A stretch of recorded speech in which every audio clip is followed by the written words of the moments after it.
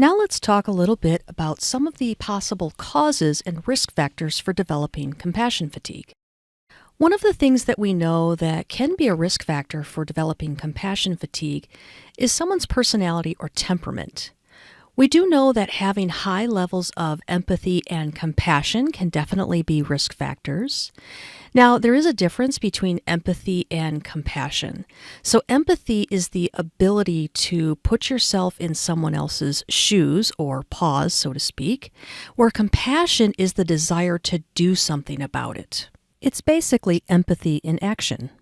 Another common personality trait that is inherent in so many helping professions is the tendency to put others' needs ahead of our own needs. A lot of caregivers, we also view our work as more of a calling than a career. We can definitely be more at risk for developing compassion fatigue if our self-esteem or sense of worth is tied directly to our job. And finally, some of us are just more sensitive. There's a fairly new concept called the highly sensitive personality, but just know that being more sensitive can put you more at risk of developing compassion fatigue. Another risk factor includes being exposed to or having a history of trauma. So there's a few different types of trauma that I'd like to talk about with you. The first is called primary trauma. This is something that is generally life-threatening that happens directly to you.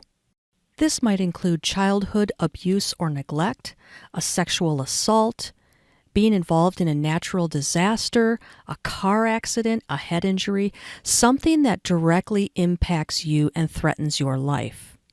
Secondary or vicarious trauma is experiencing a trauma that happens to someone else, in this case, animals. So, for example, being exposed to animal abuse or neglect or euthanasia are all examples of secondary or vicarious traumas. Now, what's really interesting is the symptomology is the same in both primary and secondary trauma.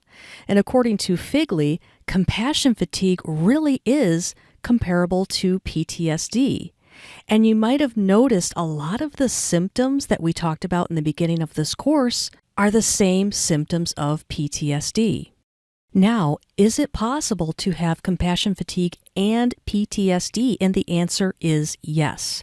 Now, if you think that you might be struggling with PTSD, I highly encourage you to reach out to a mental health professional, but also know that we will be covering more about PTSD and trauma in upcoming courses. Secondary traumatic stress has been described as the slow accumulation of what we call little T's or little traumas to the point where they start to become symptomatic, which basically means developing symptoms. And again, the symptomology is the same with both primary and secondary trauma.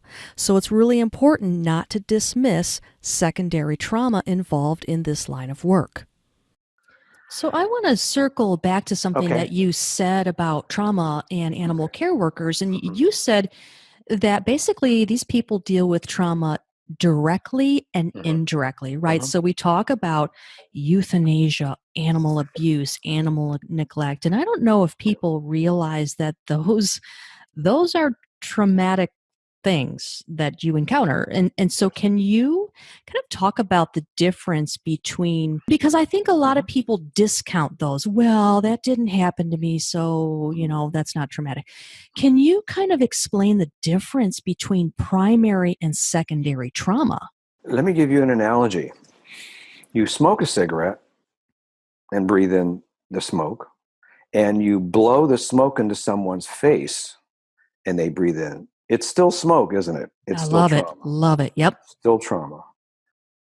The other component of compassion fatigue and another risk factor for developing it is occupational burnout. Now, the difference is that burnout has more to do with your interaction with your environment. So, for example, if you work in a very toxic environment, so there's a lot of drama or gossip or stabbing each other in the back, things like that, that can definitely be a perfect recipe for developing burnout.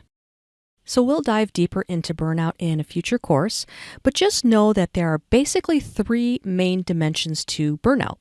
The first is emotional exhaustion. The second is depersonalization, and that's where we tend to view people as almost non-human. And finally, we have a reduced sense of personal accomplishment. So here's a fun fact for you.